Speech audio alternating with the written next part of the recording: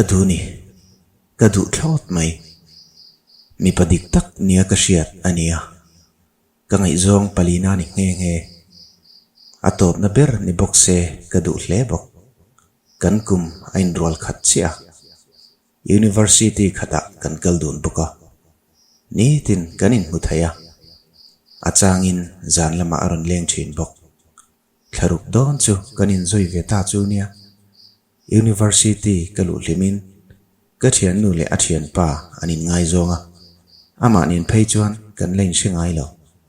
ka thian nu zara kanin shepop chawa kan department le an department ain nai boka kan china kan chol ho ni tina thil ti ngai engemaw omin kan ti ho vek zel boka khatia inzuya inkom na chu in ngai zon na kan tlalut chau ta ni zep lo chuan mel tha ka ti chi chu ni chia lo ka du ai na ngau ma se pa tho a hairstyle hi ka du lo bok a sual mel hey tun laia an uar deuh a hming po ka hre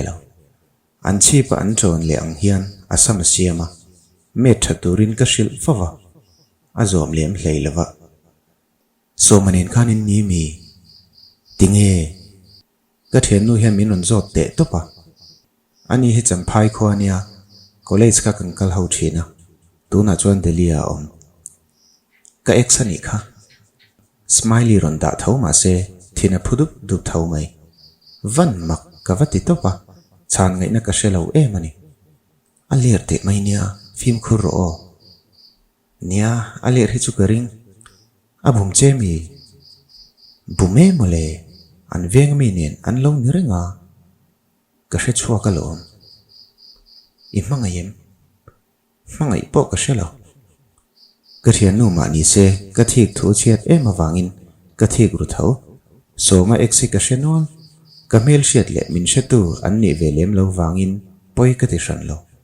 ma se dingine nan lo ni to ti hriat ero tlomin ti na kanaya ka thin rim deuh ringot dingine in lo ni to ni mo nge eng ma min hril velo ka vatia inin hriati ka hrilwa alo tia in lain be thinim ama hian min ron be zeu thina ka bengai lo kai chuan dingi po chua soma mak ve riau na chu min do thei phian zel hi ni mi thin che tak kania ka vin na sa thein ti to pho ka shat hetiang huna hi chuan thiam deuhin min thlem dam le thuai zel chu ti rualin a thik thu che ve thawa a thik zonga ka khosak chuan mi tu ma mai za nei ngai lo ka ngei thei tok min ti zak thei lutuk ke ro ka ni lo mi ka thik pun ka thik ate khan ka thik ti an hriang ti ka hlau thei tok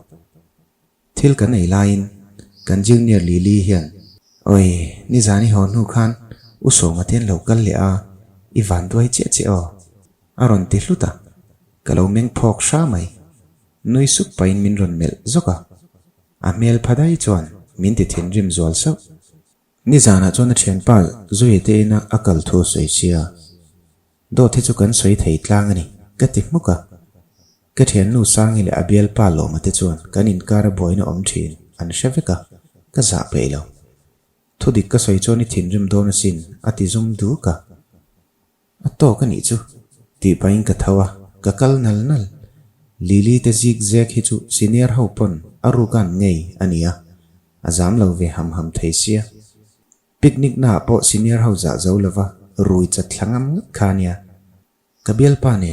in she thalu tuk angan lang hi ka ngai dana ni lo class bana po amotora chuang du lovin basin ka hoa minon text renga ka reply du lo zana me ka ming dik tak hi chu ming than siami ania so ma hian ka pian thlangin min ko thin me lili te na chuan biar kan in thina unaw in luan nia an free thei ema biar kan in mai zela lom kan in kara eng ma om lo ka du zong po ni lo aron ti ta a thudik chu soi ve ta nge e biar po in to su ka ti zia lom thui oi ngai lo enga ma min ngai lo ka in reng chuang lo nia ti tau to lo la ka in to lo ang he pa hi chu a group a hian kanom dun deuh veka na zon na ti group a ka thian pa ve ngoi zo hian min lo min sona Friday kha o theng hila thiang lo iron lan lo vei aron tia Friday a ute anin nei dona group kal tlangin min ron remind ani a chin faudan ani shim shima Friday a chon kabula dona tin kabil pa so ma chon lo chang le pe kani chu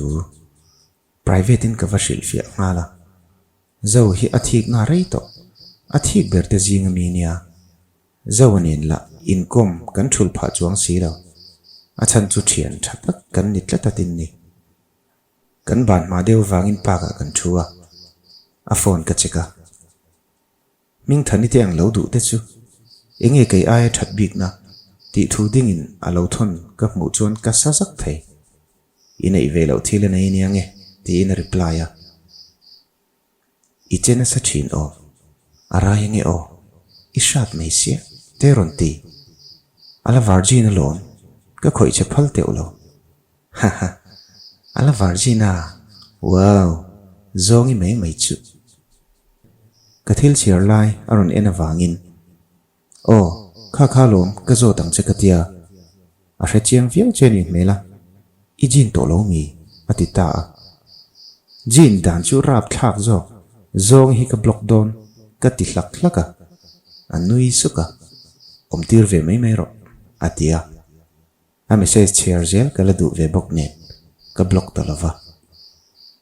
kan thian ho choi khom phunatan Friday arot tlak peka in nei na ka kal thei lo nan atiril ru ni me ma se ka kal thawang tlaila ma choi manin karon kalang ti in thian group a thupa ka choya in nei na chuan ka kalta a karil ru ero anuam chialo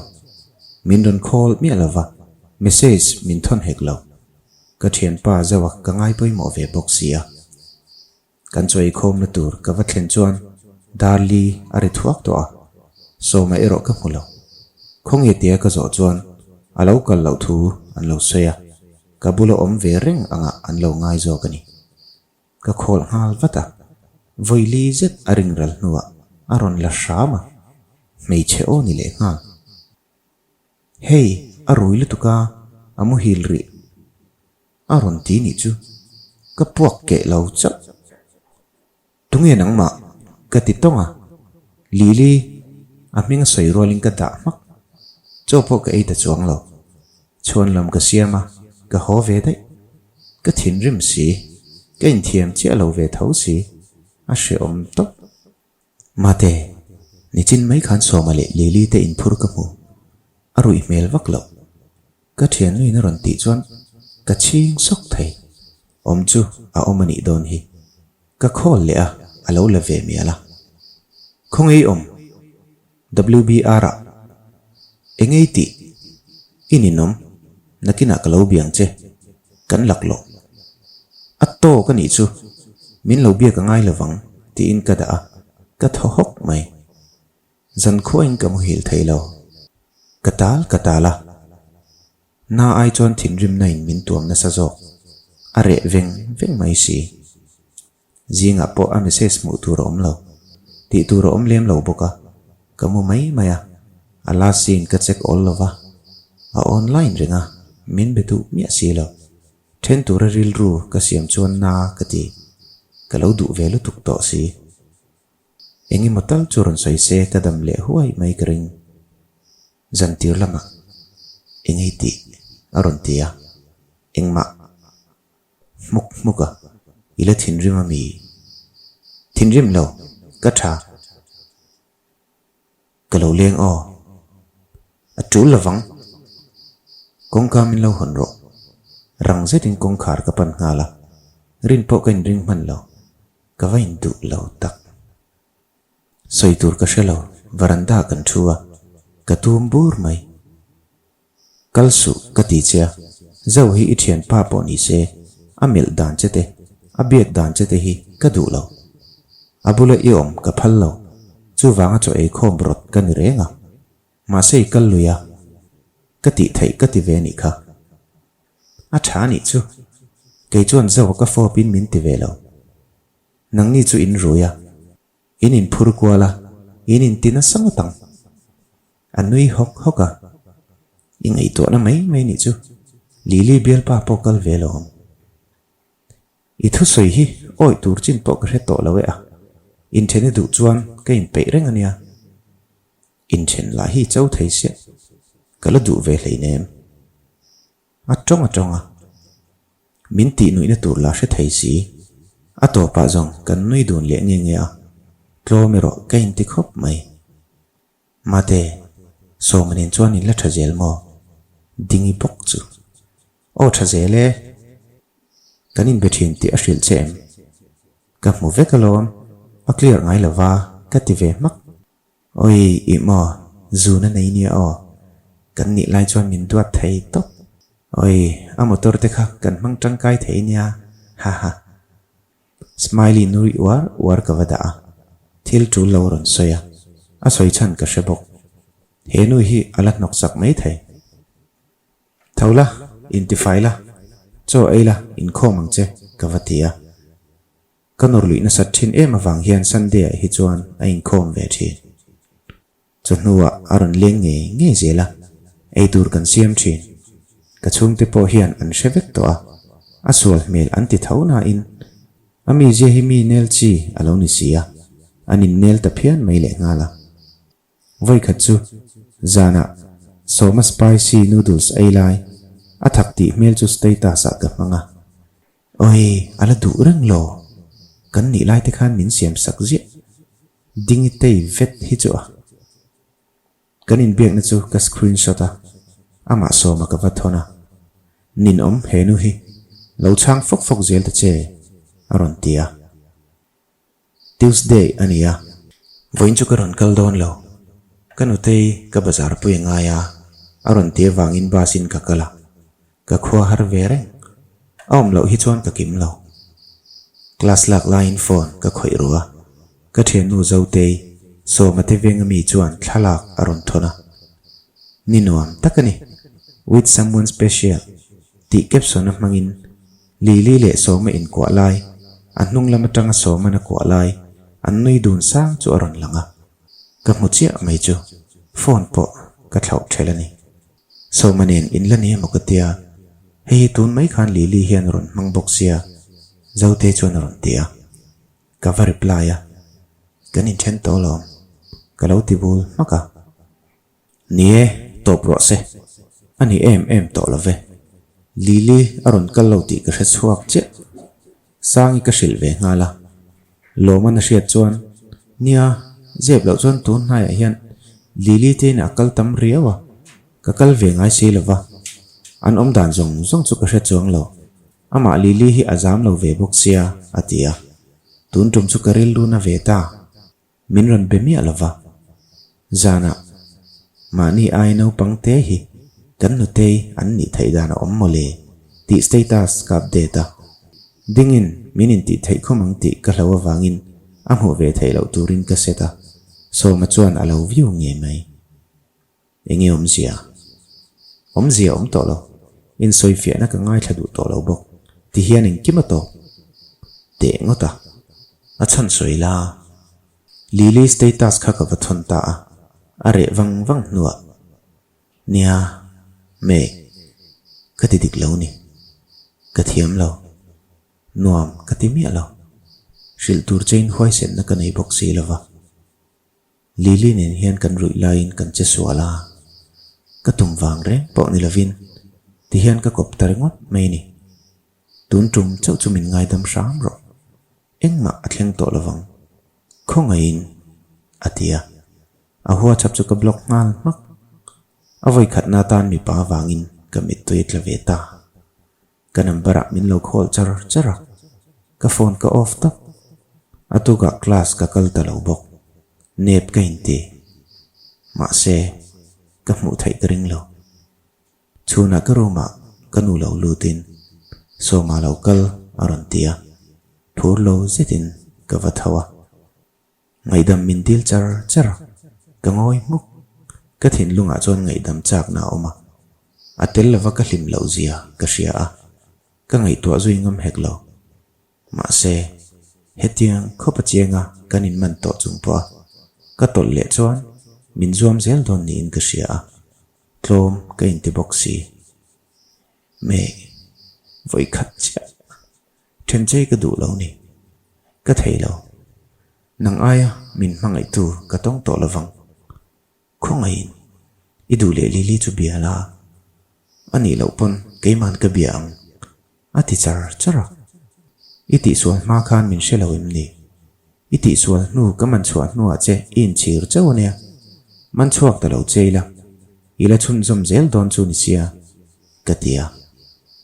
nilo katum lo nimena kha chuan min ngen sat em wang le ato berna tura te wangin ka kalani kha ka bezui to lo ti paina phone ron phora min chiar tir ngala lili chon alo bena sa hle alo ni aman a reply na te chu a delete nge atam lem lo alo ngin ve tak boka ma se ka dam pha chuang lo rui to su ka ti chia I rui zela hey atop na chu alom om lo khop mai ka rui to lawang ka tiama che kaning ami phone na te kha kala thalil em boxia in tiam kam na nei chungin kanin ngai dam le ta nge a lungero a oi fam kim mol lo ka tlom le ta je zong ani hi ka then ngam miao si lova lili chu block theina zong zonga ka block saka ma se arukin anloin be thau mai thei ka mu thei si lova rin hlel na ne na in lei chin na kal pui le chu anun fashion lo ma se ka du lutuk boxi hi ka boina ni hunral ve zela rin hlel om chuana om lo chho ve tari a Christmas a nai chana hun puilam kan hoitan thup mai nisom pathum December ania kapute fanu dami sial su khwa ka bazar puya kan hlim dun hor khop mai kanin kom ngai bok nen ka soi mai lo tur lili kha khatia somanen anin then tak nu thlakhat leka pasala uma klemin ngai ngam ve deuh tane daminen chuan MC a kalve reng ang kan tia kanan kalve a anu kor tur ena dor pakhata kan din line somale dingi ka mulol mai anronin kai riala zinga khan voin chu ka u te in noi kan siam dona ati ni khamole do he pa chule dingi po aron ho ti chu ka ria a hot lang ngale matia min mu ve lo buka arukin ka thlir char karil ru na to lo zo ka thin rim min bum kol na sal tuk to kamud in thlak thu chu dami chuan a hrethiam vak lo min zo tange nge a chin chuakin engkim ka hrila ka thol huai nge ka hoa ka imbuala ka mu mak tu na chuan top takang tin keima le keima ka infuya khuan ro chu eng mai na dal thailo ti kep sona mangin anin kai lai an mel lang si lo hi ding chon status a aron manga tu kut nge ti chu kavon tam to wangin ka hra chiang ngang mai si karum hoka in ti pachang turin kain fui mola cho ero kalem lui thei ngang lo ni so ma chuan ivare ve aron tia ding status ka thona annoya kakalania mangtha katita anua message ron thon tam tak chu in soifia na hlir dingin angin wang ti luk lak kwal ve ka oi ther te to la ve ka chan du miao lo wangin are ve ta maka mate in intenti te khaminun shil ve turnia minun biak le khan imit mai ka lo ve to pa dingi chuan minun huwa chapa achiang zele nia tuna chuan engma ven thon turin nei to lo ve ka khovel dang lam dor chu tor har sa hle ma se ka thiam te pui na le ka tumru na te wangin ka tuar thei ve zela chol kan nei vat chu ka lom kher mai soma mel mu reng chuan kanem le mayang ti ka hlawani ani chu athian te tong ka tangin dingin en khan an thale ta dingi po helma mas aron mang ta bok nen an mang dun nge ya anin zui na sani ome ahlima nuama ti ka sia kana lutu kana takzet dingi ber kherin min lo lan ta chu nia ma se katana pathian ruat ani lawang ti kapoma ka thave je rang chu Christmas chu that takin ka mangral ti mayam kalung chu len soi mai ai hian ana a shom bok kar ti re nan mobile legend ka khel thina huna he khop mai ma se zia viau zel ko har ka chang tame ulava ma se ril rukil khata ero omero om thau ala sin le status check kalaban san thailova ka status a view pon thinlunga ngor det ang khachula om min bengai to lova dinginen an pick the post status a mangam to a dingila a over thai shep le ha blockero ka du baulo ka tuar chuak thakang ti in kain tiam vea kumthar kan chuang kaya class kan han chan le a kanin mo mail shed lo ang main kanin kalpel to a mi mit kan la dun ti po ka sia apoi chai love sangi le loma katanan lu min ngai to ema kain bun ruwa na berten ni atoi zong in mars kha kan chuang kaya ka tor turang chu ka tor zau ve ta in ka sia nangoi ngoi le min kaprun tu kha are ve tial tiala ka games khelin min luat ne tial tial bok ka khel pui thin boni nen kanin beta fawa hayabusa mang thin kein ka gura kanin chan vat zel he he anuam ve thai reu lutuk kanin betam tial tiala aron leng ta hiala kan lai ngai zong em lo na in ngai zong in biakin kanin bethau games kan khelaya vai havin min lo biak te hian a thin rim thei top sis mine ti deu thlap zel kalo lom ve thei top anom ve zia o me kha kan chon kai chuan boni ne kan ni fel to a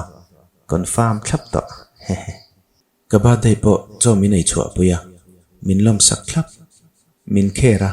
ka ti ti phak to ka sia a min ngai thla thabok ka ba dei jana chuan alo lenga kan hlim dun khop mai ka mut dona phone kan en chuan me